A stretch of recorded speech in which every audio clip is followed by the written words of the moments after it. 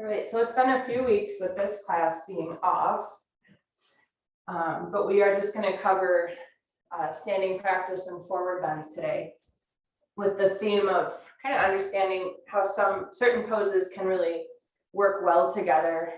So we're going to do pairings of poses. And if you were here Monday, we're going to do different pairings of poses than we did Monday. So we're just going to start by settling in and taking a moment to change the crossing of your legs. If you've started in the dominant cross-legged position, just switching it over to the less favored cross-legged position. And then just spend a little time with your seated position so you can really tap into the weight of your legs. You're not holding your legs up at the roots of the thighs. You're feeling sort of softness in the hips and groins. And sometimes you need to elevate your seat quite a bit to get the thigh bones to descend down from the groins. We don't want the knees higher than the hips. And spend a little time adjusting the shoulders above the hips, adjusting the skull above the spine, and trying to create an even amount of length to the front and the back of the torso. And then joining the hands in front of the heart without the shoulders coming forward. And closing the eyes and looking away from your brain. And sometimes here, I just think about the brain cells sprinkling down towards the heart cells. Sometimes I also imagine the contents of the mind settling, bringing a little bit more clarity to the mind.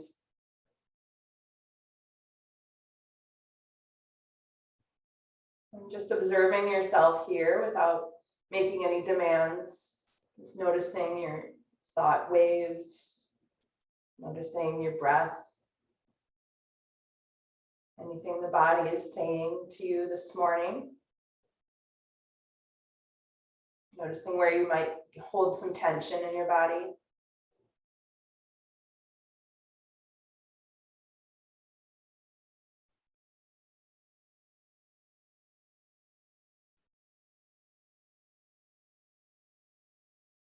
And as we're sitting here, I'm just going to offer you, I just love this book, A Year of Living Your Yoga. Today, we are attached to difficulties. Our tendency is to focus on what is wrong with a pose. What can you celebrate in your poses today?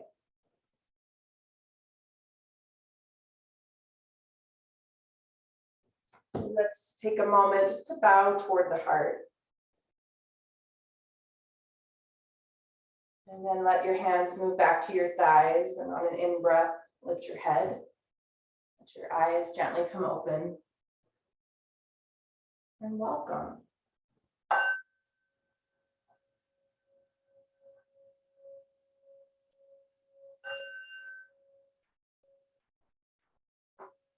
We're not going to do as many standing postures today, but we are going to do a couple, so I want to wake up the legs. We're going to do hero pose first. And we can do a few warm-ups while we're seated in hero. If you need to modify hero pose and just take cross-legged position, that's fine. Otherwise, you can really modify hero pose significantly to make it work for you by sandwiching a blanket between your calf muscles and your thighs, or even putting a bolster between your heels and your buttocks, putting something under the sitting bones. If you don't have any connection with the floor, you'll want to support your sitting bones. And maybe padding the knees or the shins with a blanket. So once you see that the kneecaps are looking straight ahead, they're not turning in. Once you see that your toes are pointing straight back and all 10 toes are sitting down, just take your fingertips onto the soles of the feet and use the pressure down to help you move the shoulders back above the hips again, to help you kind of sink the tailbone toward the front body and adjust the skull. And before we do anything with the upper body, we really want to establish a nice sense of depth in the lower half here. So connection with the shins, the front ankles, the tops of the feet, the metatarsals, everything that's kind of meeting the floor, sitting bones as well. And then we'll raise the arms. And with your arms raised, go ahead and grab your opposite elbows and gently invite the elbows any amount farther back. And rather than pushing the belly forward and arching the low back, try to keep your abdomen and your lower back kind of moving toward one another, and use the elbows floating back to help you take the shoulder blades toward the chest. And remember, it's very easy for the head to start to float forward here, so keep your skull right above your spine. Keep your gaze soft and don't lose track of the foundation of the pose. So keep an amount of anchoring to the outer shins, especially. And we're just going to extend the arms just to change out the crossing of the arms. So reaching the arms up and then changing the top crossing forearm. And again, moving both elbows back. Try to keep your shoulders away from the ears. So the long arm bones really moving into the shoulder joints. Relax your jaw. And then re-extend the arms. And we're going to twist, and you might need an additional prop behind you, because we're going to take the right hand onto the left thigh and the left hand to the floor or a block. So I always need a little height, because otherwise I end up leaning back. So you might put something there, and you're just going to spend a little time with your breath, helping the twist. Pay attention to your right outer shin, continuing to anchor down. The right small toe, continuing to anchor down.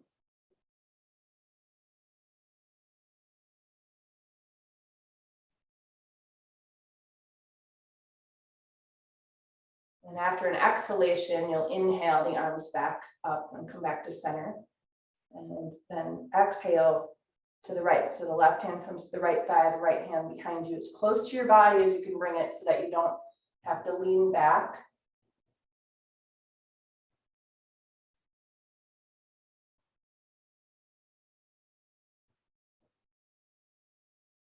Finishing out the exhalation, inhale back to center. And exhale, release your arms. For Vipassana, so before we leave this pose, bind your fingers in your familiar interlock first. So go deep into the webbing, so you're nice and tight. Pressing the palms out. And then taking the arms up. And do your best to really press up through the thumb side of the hands, where we get a little bit dull or short. Reach up through the thumbs, the ball mounds of your index fingers as well. And again, try to keep the long arm bones moving toward the trunk rather than away. And don't let the eyebrows lift here. Keep your temples soft. Go ahead and release the arms forward and rotate the wrists, just to switch out the interlock of the fingers. So the other pinky is loose. It'll feel like the less familiar interlock. And then press the palms out and bring the arms up. And think about your armpits opening here. We know this is kind of a vital energy pocket in the body. Yawning open those armpits, using the arms to create more extension to your torso. Good. And then go ahead and release. Do what you need to do to release your wrists, if anything. We're going to release the legs with downward facing dog. So you can start to kind of deconstruct your setup for hero pose. And you can clear everything away from the mat.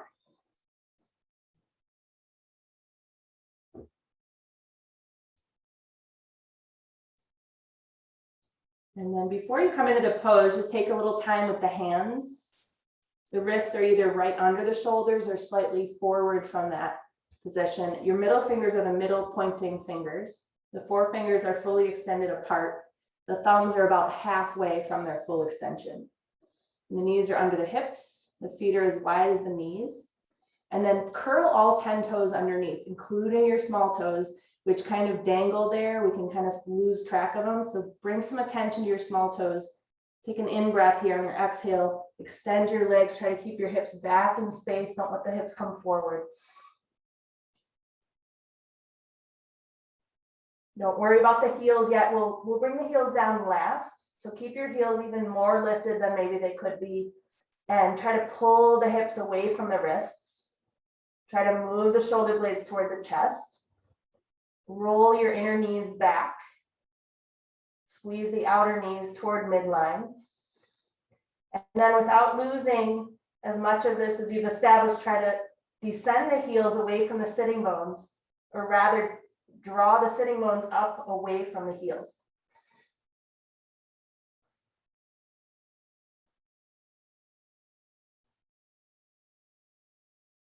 Compress your thighs from front to back.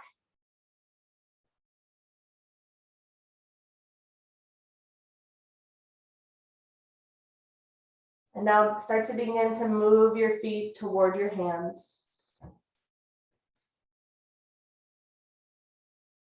And join your feet.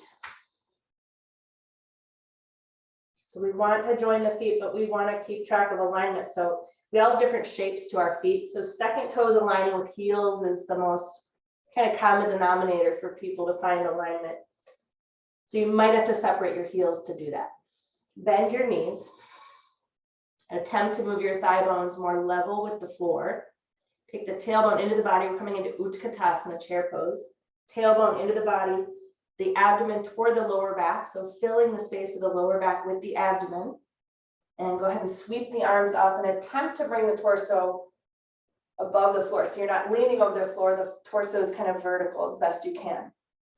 Okay. Lift the pelvic floor gently. Couple deep breaths. Tailbone into the body. Take the arms back, back, back, so the chest opens, look forward, burn. And now inhale, stand up. And release the arms down. And place yourself in mountain pose. So take a little time arranging your feet, your legs, your shoulders, your arms, your skull. And then closing the eyes and looking toward your cheeks. Whatever your breath is doing, just allowing it to flow as big, fast, loud as it is.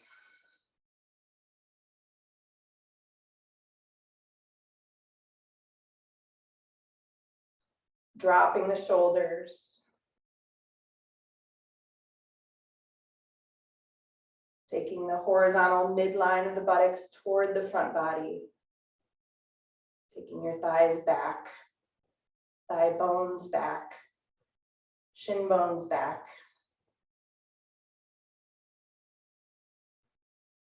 And the face toward the back of the head.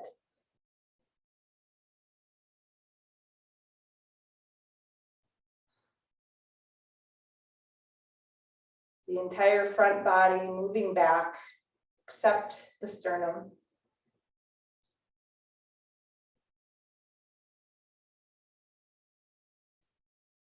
And then blinking your eyes open and shake out the limbs.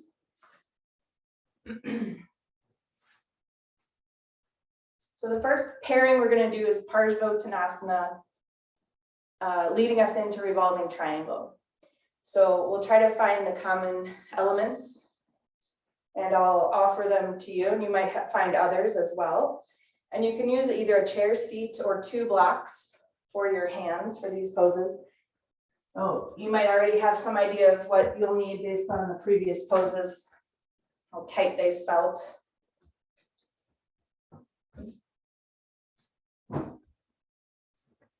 And we'll be jumping or stepping out, so you decide what's best for you today. Try to spread the feet without gaining too much height vertically. And then you can take your hips and we'll pivot the right toes to point out, moving from the root of the thigh, and the left toes to move in. So take a moment with your hips, just kind of turning the hips so they feel more aligned, more even, more level. Okay, fully extend the back leg. Wonderful. Raise the arms here. Come to the top of an inhale. And then exhale, extend over your right leg and put the chair seat or the blocks evenly around the right foot. And spend some time here in the half position. So you're not yet rounded in the lumbar. You're either flat or concave. Your nose should be kind of right above the right big toe. And you're extending the trunk with every inhale. You're trying to lengthen yourself out.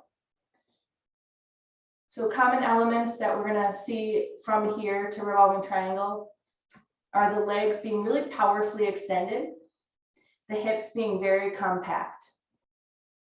So squeeze your hips towards midline, like there's a big belt around your hips. Take another inhale, and on your exhale, bowing toward your right leg.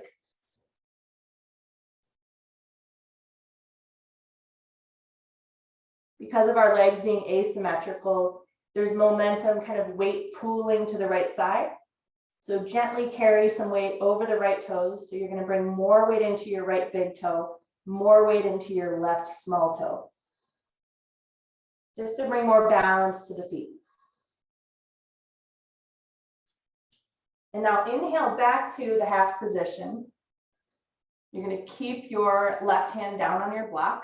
I'm sorry, right hand down on your block. Take your right hand to your hip. Remember, the legs need to stay very actively straight and firm. Pushing into your block, start to turn your chest to the right. Keep those hips squeezing to midline. You might feel that tendency to push out into that right hip, to kind of cave onto that right small toe. So again, transfer your weight across the toes so it becomes more even. Really squeeze the hips together. Keep your legs firm and powerful. Maybe you take the top arm up. Maybe you decide it's better to keep working with the hand on your hip and the elbow moving toward midline.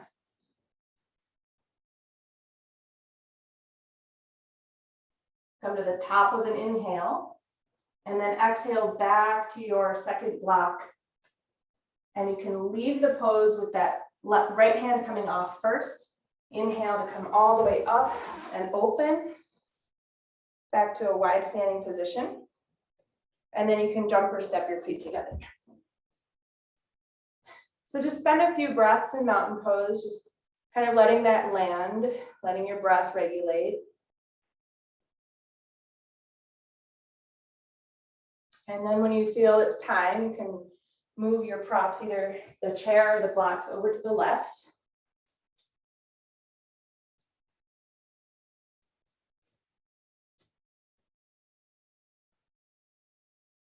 And you can either jump or step yourself out to spread the legs. Okay, so move from the root of the left thigh. It's not just about the toes, the kneecap and the thigh has to follow as well. And then toeing in with the right leg. And maybe opening the width of the feet a little bit more to clear the hips so they can square. Feel the firmness of your legs. Remember, the kneecaps are really kind of sucked up into the quadriceps. We feel really firm muscles surrounding the knees. Raise the arms, create length in your torso. Come to the top of an inhale. And then exhale, you're going to extend over the left leg, placing your props evenly around the foot so that your sternum is really lined up with your left leg. Your nose is kind of right above your big toe. Good.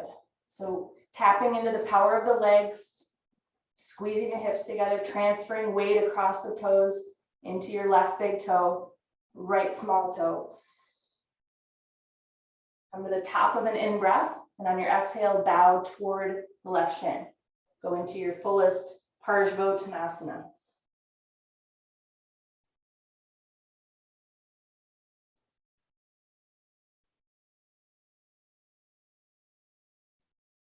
After an exhalation, inhale back to that half position. Be nice and heavy on that right block. I did it again. Take your left hand to your left hip. Hips squeeze together, legs are firm and powerful. On an exhale, start to turn your chest to the left.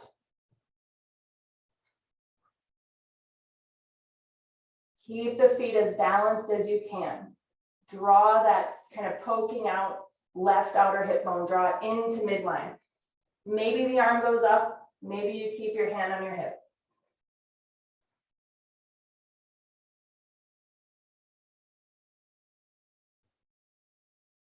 Come to the top of the in-breath. Exhale, you're gonna bring your hand back to your block or chair seat. And then inhale, you're gonna lead with the right hand coming off first, like opening up like a windmill. And bringing yourself back to a wide stance. And then jumping or stepping the feet together. And again, just holding mountain pose. Receiving the breath. Drop the shoulders. Notice how the body starts to equalize on its own, more spontaneously.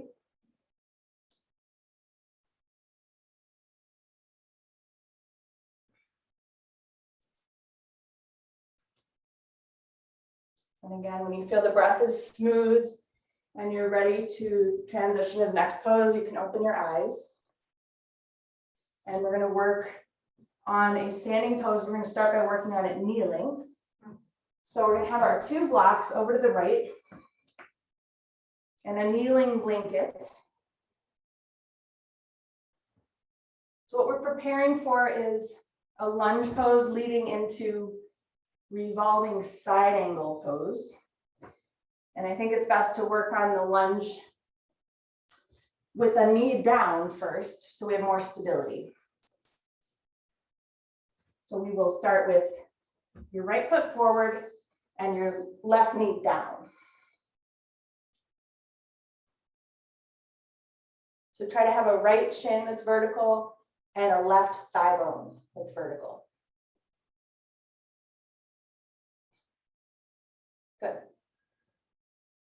So the lunging position, we're going to take the arms up, create space in the torso. We'll wait for everybody to get there. So right foot forward, good. And on your exhale, you're going to take your left hand to your outer right thigh, your right hand to your hip. Use the pressure of your hand on your thigh to help you turn, to rotate your spine as well as you can. Again, the hip compaction is important here. So you might feel kind of the right hip poking out here. So try to really squeeze your right hip toward midline, the left as well, toward midline. And then I want you to see about keeping your twist really strong, but start to slide the left hand down the right leg. See if you can make contact with your block. To the outer leg. To the outer leg. There you go. And then you have this arm kind of leveraging you to help you continue to rotate. Try to clear that left armpit chest. Bring it out of the shadows. Let it curl around toward the front body. Good. And think about the tailbone all the way up to the top of the head. So don't forget the crown of the head is kind of the exit point for the energy of the spine. So lengthen through the top of the head like you have a top knot and someone's gently tugging. Good. So this is good building blocks for the pose. On your inhale, you can sweep the arm back up, look forward or look straight ahead. And then bring your hands down to help you transition to your other side. We'll put the right knee under us and the left foot forward.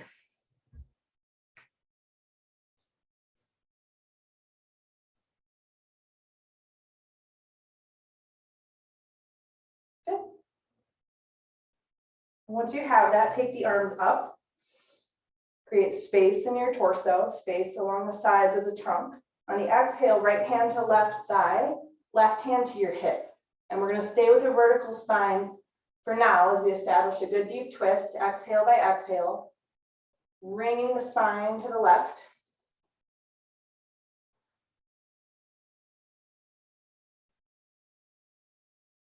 And when you feel you've gotten to a pretty deep twist, then you're going to start to slide down that leg, bringing your hand onto the block, which should be outside the foot.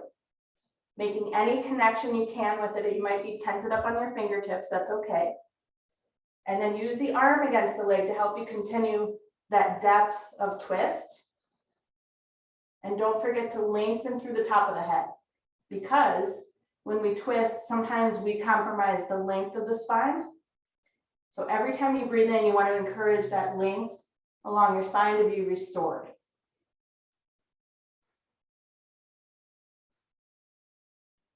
Pulling the left hip toward midline.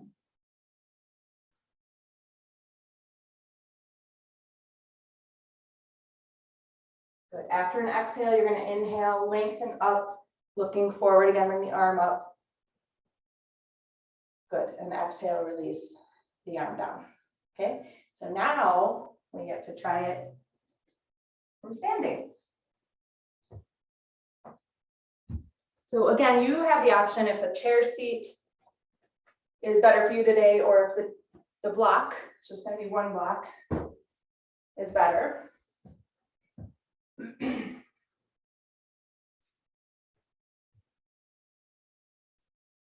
And I think we're not going to jump out. We're just going to stay facing the short end of the mat. Put the block to the right top corner of your mat or the chair seat available there. And we'll step the right foot forward and the left foot back.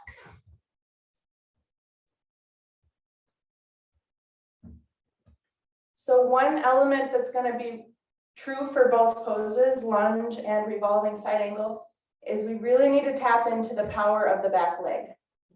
If it's kind of quasi bent, quasi straight, it's not as strong as a fully straightened leg. So extend the heel toward the floor, even though it's probably not touching the floor. Open the back of the left knee. Wonderful. With your hands on your hips, try to clamp the elbows a little closer together to open the chest. Start with your torso very vertical. We're going to raise the left arm up here. Make sure your right knee is bent. It doesn't have to be perfect 90 degree, but make sure it's bent. And on your exhale, you're just going to take your left hand to your right thigh. You're still vertical in your spine. You're going to help yourself turn to the right. Pull that right hip bone back toward midline. And don't forget the back leg. Keep extending it. Good. Now, any amount you can, you're going to start to slide. You may need to modify with the block inside the foot. That's okay. Otherwise, the block is outside the foot and you have contact with it.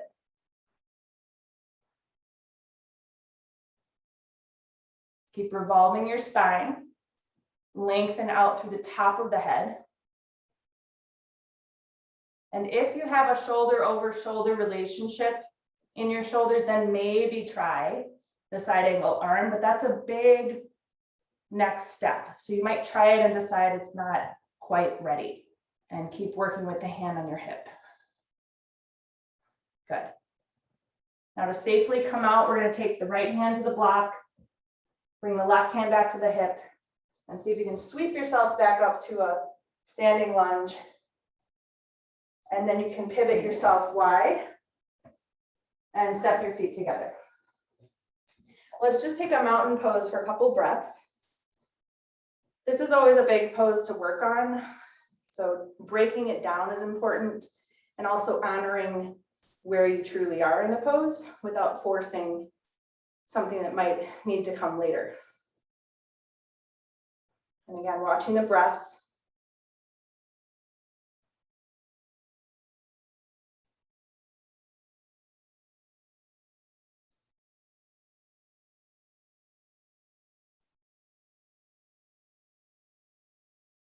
And we'll prepare for side two.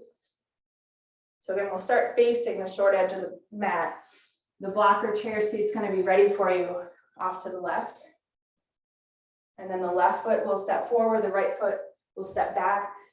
We're attempting to bring the left leg into more of a 90-degree position one day. So do your best to have a nice deep knee bend. And then work on fully extending your right leg. And just play with that. You might notice when the knee is bent, you feel less stable than when the leg is fully extended. Good. Now raise the arms. Lift the sides of the trunk. On the exhale, taking right hand to your left thigh, left hand to your hip, and using the hand position to help you turn to the left. Okay, keep extending right leg. And after a couple of breaths, you're ready to slide down the leg, make contact with the chair or the block, and keep revolving the torso. Sucking the hips to midline, trying to clear that right armpit chest. Lengthen out through the top of the head. Fully extend your right leg. What's wrong with the pose? No, let's see about what can you celebrate here? What do we like? What's enjoyable? What's happening that's good? After the exhale, bring your left hand onto your blocker chair seat, bring your right hand to your hip. See if you can inhale back to a standing lunge. And then pivot wide to come out of it, good. And then jump or step the feet together. Okay, so put yourself back into mountain pose. Receiving the breath. And dropping the shoulders like you've been hung up on a hanger. Feeling tall along the spine. And everything to the periphery of the spine, gently descending toward the floor.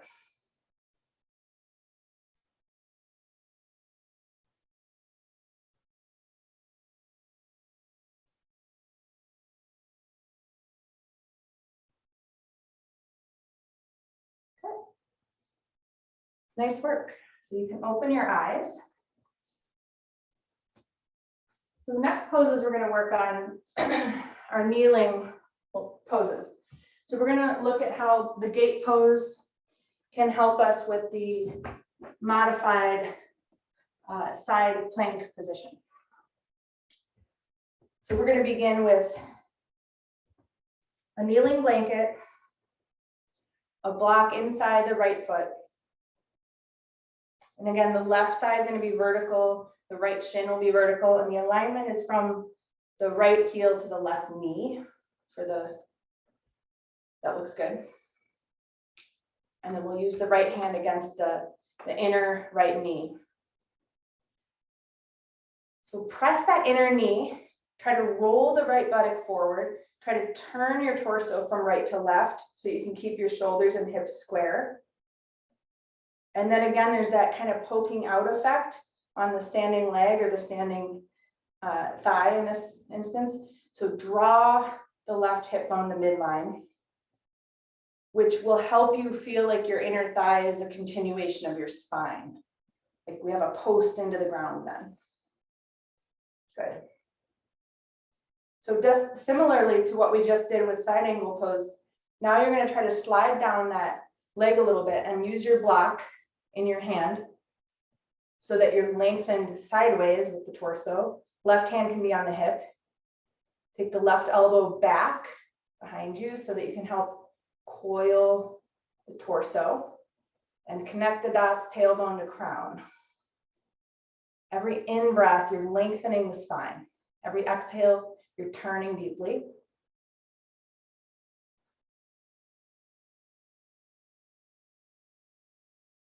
Good.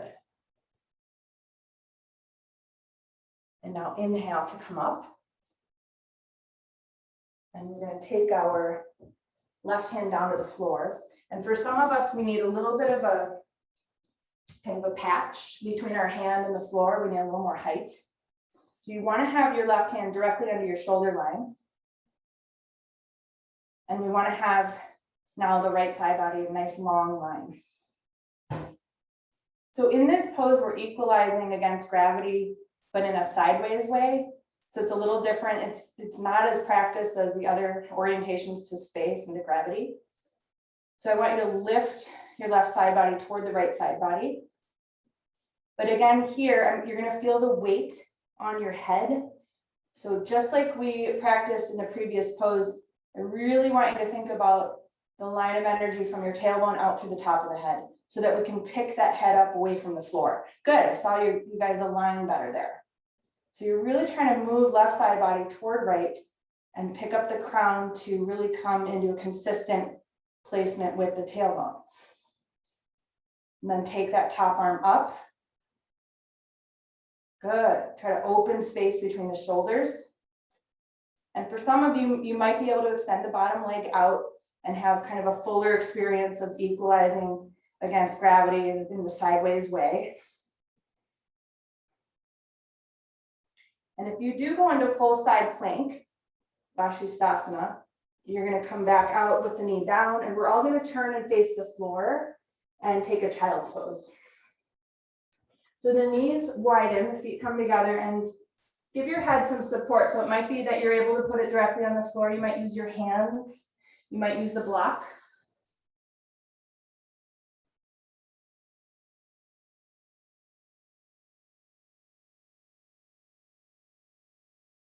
Just like in your mountain poses, try not to get in the way of the breath. The breaths might be louder, faster, deeper. Just be a container for the breaths to move through. And just observe the breaths becoming more smooth and even. Let the breaths draw some length along the spine.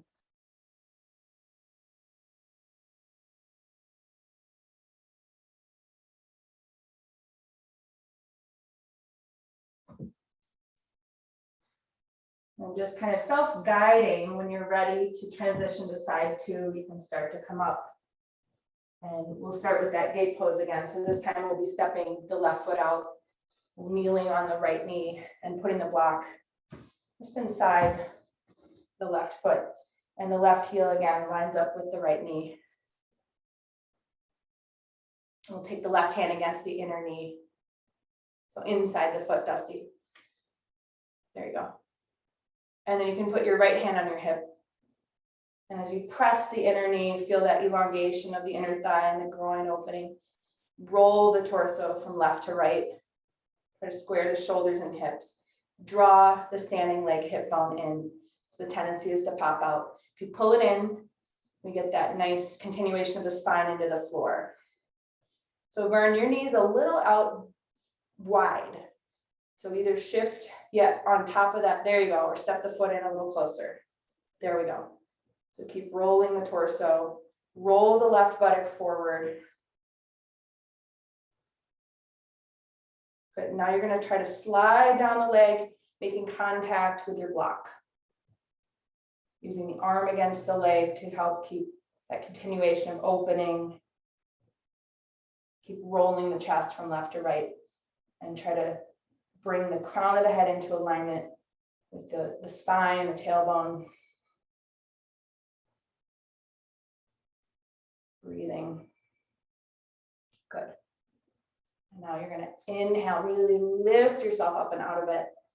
And then we're going to prep for the modified side plank.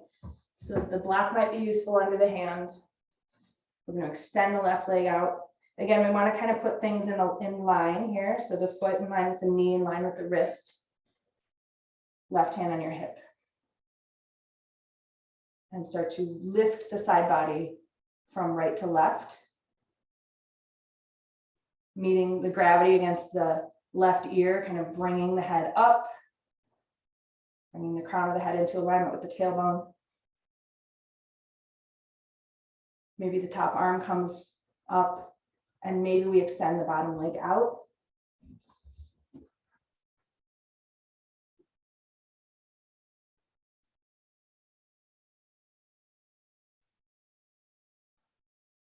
Beautiful. So if you did lift the knee that was down up, you're going to bring it back down. And you're going to start to turn toward the floor. And once again, separate the knees and sit back for child's pose.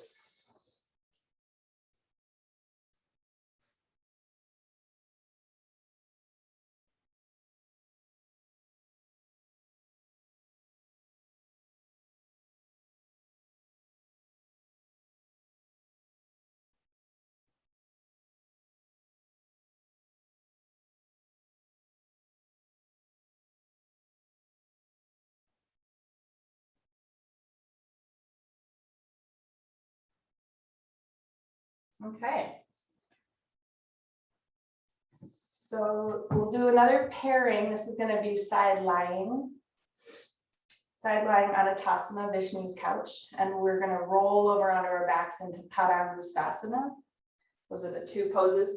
So we're going to be using, first of all, for some of us, the hip against the floor in Anatasana is not a comfortable experience. So you might pad where your hip will be. However, don't make it bulky. We don't want to misalign ourselves with the props. We just want to create enough, padding. And we're going to start by lying down on the left hip side so that we can work with the right leg. And so that you end up on your mat when we roll over, we need to begin really close to that front edge of the mat with the left hip. So you're just gonna kind of line yourself up, use that edge of the mat like a ruler. So the feet, the hip, once you lie down, it's gonna be the armpit, the elbow, it's all in one line. And this is balancing pose. Don't underestimate that you're gonna be a little bit wobbly here. So work with it, of course, but also you might need to bring a little bend to your knees to keep you here. So the first thing we want to do is extend the left arm out and turn your hand over if your palm was up. Bring your fingertips onto the floor. Just kind of crawl your hand as far out as you can. Why are we doing this? Because we're trying to stretch the armpit space. There's a gap there for most of us, which is a sign of tension. We're trying to elongate that area because it can really help stabilize us here. So if you creep the hand out, close that gap a little more, and then you're going to prop your head with your hand. And some people find it more comfortable to use a fist, or kind of any version of propping your head is okay. Close that little gap down again as best you can. And then you're going to bring your right leg into tree pose position. So one thing that's already true in this pose that will be true in Pairings, the leg you're not so focused on right now, your left leg, you need to have it really kind of established. If it's just laying there, you're not going to feel very steady. So right now I'm strongly flexing my foot and I'm strongly extending my left leg. That leg is a standing leg. Good. So this is the part where you're going to need to kind of get a little creative, because I should have had to do this earlier, but you're going to make a loop around your right foot with your strap. So you just basically, it doesn't need to be a tight loop, it's just a passable loop to hold the foot. Okay, so just finagle your right foot into a little loop of sorts. Doesn't have to be perfect, it can have twists in it, it won't really affect what we're doing.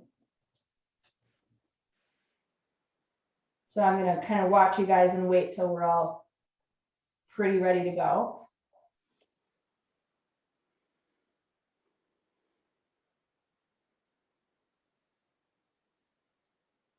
So once you have hold of your foot, you can pick it up away from the left leg, and you're just gonna hug the thigh and the knee as close to your body as you can. So you're pulling on the strap, close to the foot. And then once you're kind of as close to your body as you can be with that right leg, begin to extend the right leg up. So common elements that are going to be here and in Pairings are an activated standing leg, so in this case your left leg, and an activated elevated leg, so reaching up actively with your right heel.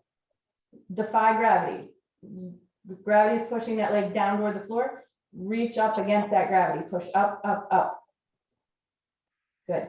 Keep bringing your right buttock forward. It keeps trying to fall down. So keep bringing the right buttock forward. And to help you do that, take your right foot slightly farther back behind you. Back behind you. Nice. Now see if you can slowly roll onto your back for Pairings. And you might choose to wrap your hand with that strap so you don't have to squeeze so hard and get tired. Put your left hand over your left thigh to remind that leg to sit down. Tuck your chin into your chest and simultaneously press the left foot into the floor and reach up through the right heel. Good. Now to really feel Anatasana here, finish by just opening the right leg out to the right. And remember how we get the buttock to move forward? By taking that right foot closer to the floor. Lift the buttock toward the ceiling. Good. See if we can come all the way back to Anatasana now. We'll bring your leg back to center. You're going to start to roll back onto your side. Prop your head and see if you can come back to that pose. Okay, take the foot back, take the foot up and back, roll the buttock forward, and really be established in the leg that's against the floor. Make it work for you. Wonderful. And now softening the knee, you're going to come back to your kind of tree pose shape, bringing the foot to the inseam of the left leg. Take the knee back, buttock forward, and then go ahead and soften out of it. Release the leg and come onto your back. Just don't worry about your strap. Just come onto your back for a couple moments.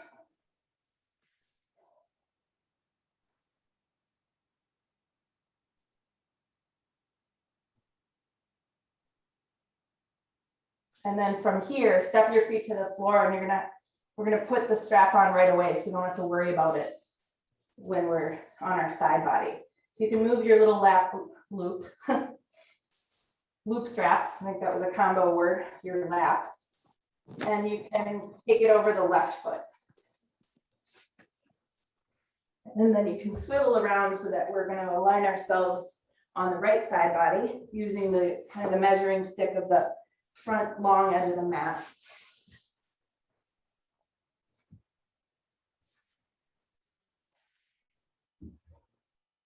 And just start by crawling your bottom arm out as far as you can. Close the gap of the armpit. Do it a few times with your fingertips, crawling, crawling, crawling. And then prop your head.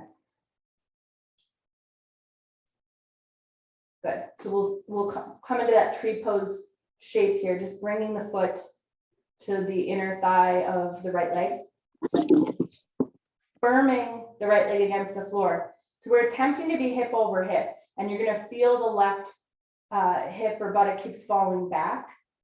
So imagine you're practicing in a group class and someone's just gently taking their foot, they're resting right behind you, and they're just pushing that buttock forward. Take your knee back.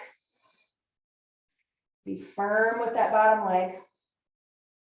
And now try to maintain some nice depth as you hug the thigh toward your torso, as you bring the foot away from the bottom leg. Come to your max here, whatever it is, and then extend the leg up. And bring some pressure down of the right leg into the floor, reach up through the left heel. Guide the left leg back to keep the buttock rolling forward. Full extension of the legs. Keep reaching out through right elbow, closing the gap of the right armpit, which will help you stabilize. Good, and then see how smoothly you can transition onto your back for Pairings. Put that right leg on duty right away. So press it into the floor. Contrast that by reaching up with the left leg. And you're going to press your right hand down on your right thigh, just as a reminder for that leg to sit down.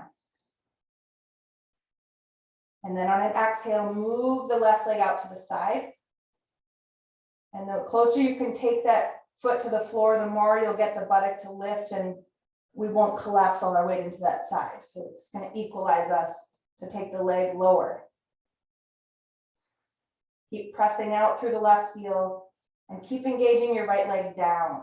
Even press with the right hand if it's helpful. If it's a helpful reminder. You're going to exhale back to center, back to Pairings 1. And then slowly bring yourself back to Anatasana as best you can. Taking the foot up and back, trying to keep the hips in a stacked position, reaching out through the right elbow. Pressing down firmly with the bottom leg, reaching up strongly with the top leg. And take the leg as close as you can to your torso, and then bend the knee and see if you can place the foot once again along the upper inner thigh of the right leg. Knee goes back, buttock goes forward. Breathe. And then soften the knee, extend the leg, and roll onto your back. Just be quiet in your body, unfold the limbs, be heavy, just receive.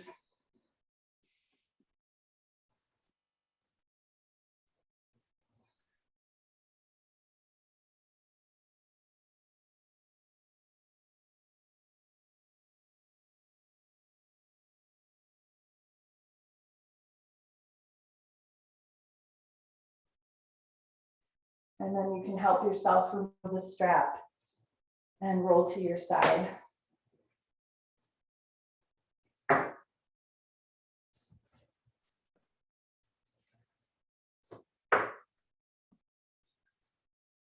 right, so we're going to take that blanket away.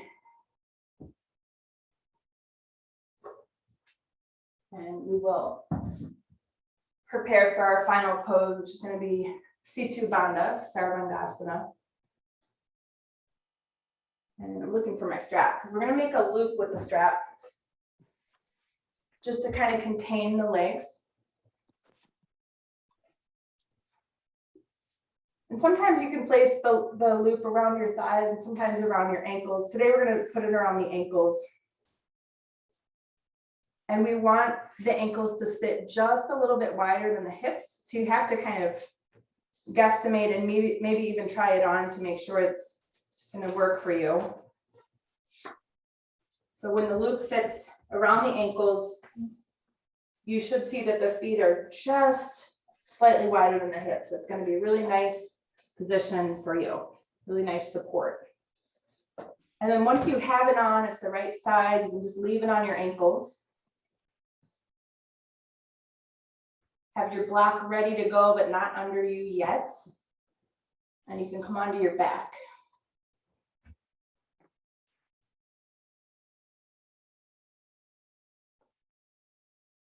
And let's just start with a supported bridge pose, just to kind of prepare the back for a little back bend. So you can work with either the low plane of your block, the low horizontal plane, or the medium horizontal plane. I'm not recommending the tallest plane for this practice. So just fit it underneath you so it's supporting the sacrum. In other words, your hip points have this direct support from behind with this block.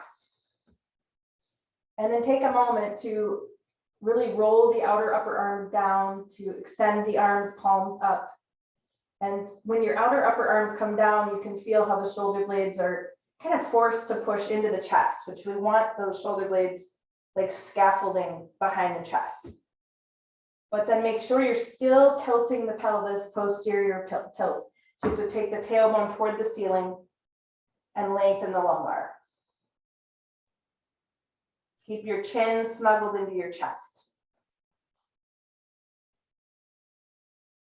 And then one leg at a time, you're going to extend. You might need to kind of walk it down so that you can get both legs extended, both feet, toes pointing up above heels. Nope, not in the sky, on the floor, Sylvia and Vern. Yep. So extended on the floor, heels on the floor, toes above the heels. Use the strap to contain your legs. Use the strap to align your legs so kneecaps point up, inner thighs roll down. Really press out through the ball mounds and the heels, especially the big toe ball mounds and the inner heels where we tend to kind of get a little weaker. Reach out there and look toward your cheeks. So we have the effort dial turned up, but we're now also really kind of tapping into quieter state of mind. So holding effort, but also just kind of feeling the peace behind that, focusing on what we can celebrate here rather than what might be wrong. And hopefully finding some harmony in the body.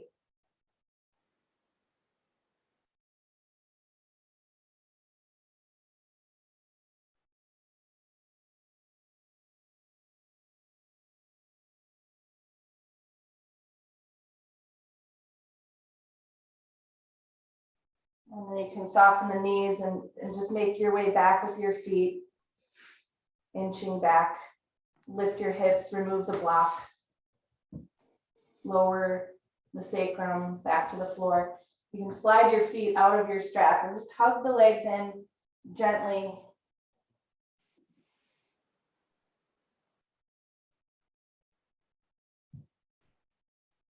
You might decide to circle those knees around and massage your lower back this way. Try to go in each direction.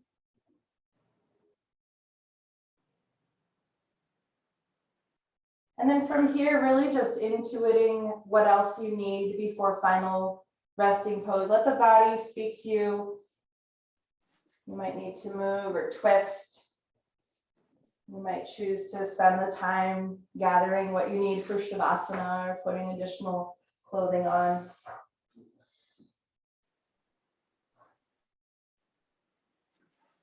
So Shavasana is really essential to our practice. It's where we integrate all that we do with the body. We integrate and let the big, massive landscape of the body influence the tiny little landscape of the mind.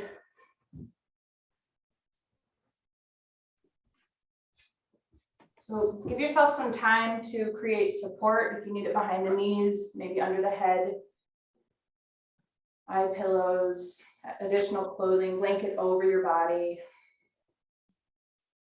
quieter, darker space perhaps. And then take some time just arranging your body on the floor so the limbs are even, they're spacious. The skull is positioned in an even way in relation to the torso. The hips and shoulders are arranged evenly and spaciously. The heels. And then once you've aligned yourself, then the next stage is really deactivating the body. You might run your attention kind of systematically from your head toward your feet. Just sending out that all points bulletin to soften flesh, bone, organs.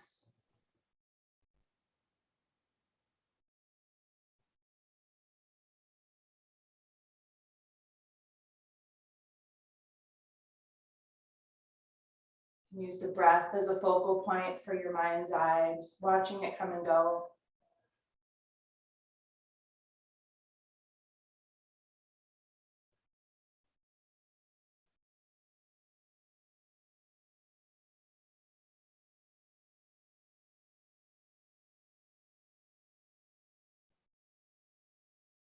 Try to melt from the center of the brow line deep into the center of the skull.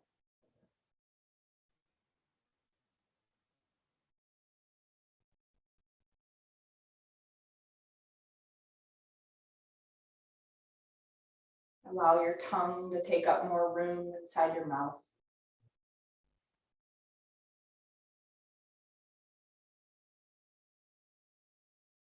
Relax your cheeks.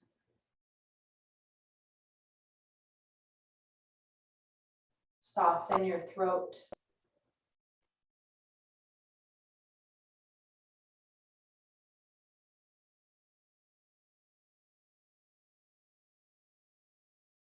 Envisioning your lungs breathing, expanding and contracting.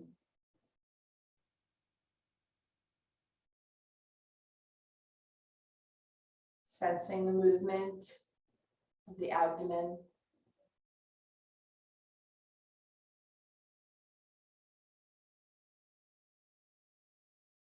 Letting your hips become very heavy, very anchored.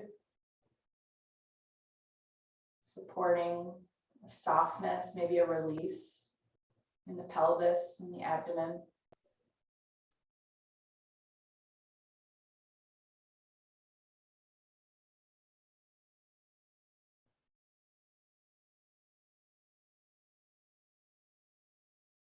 And now finally inviting the flesh of the legs just to fall off the bones.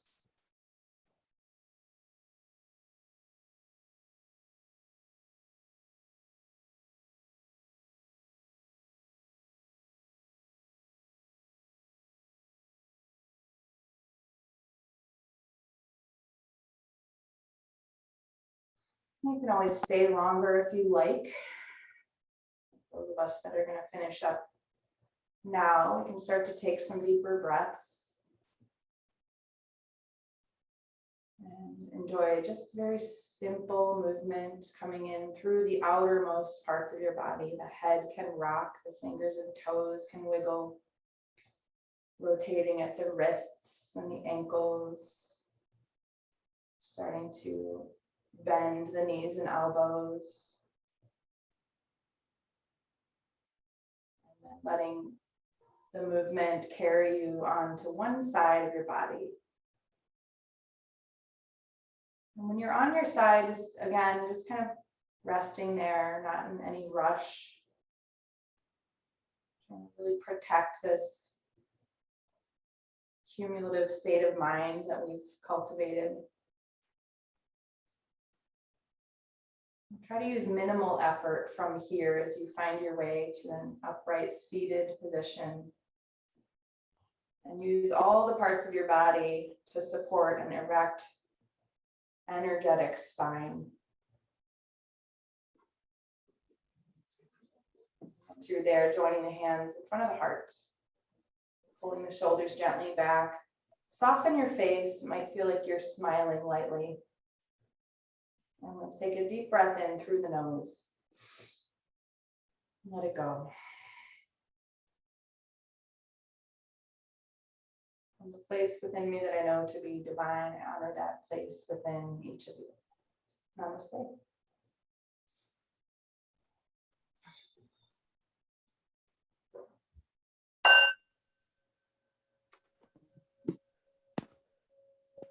Great. Thank you so much for being here. It's so good to be back. And I look forward to seeing you soon. Bye, everyone. Bye. Thank you.